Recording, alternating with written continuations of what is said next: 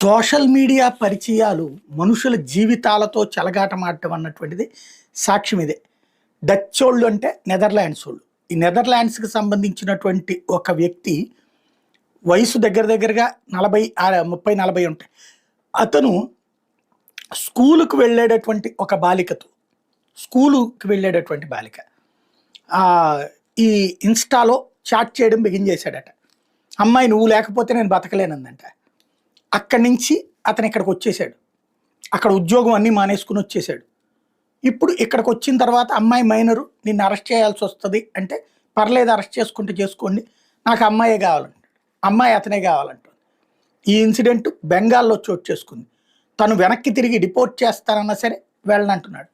ఇట్లాంటి విచిత్ర పరిణామాలు కొత్తగా చోటు చేసుకుని దానికి అతనేమంటాడంటే ఇండియన్ గవర్నమెంట్‌ని బ్లేమ్ చేస్తున్నాడు.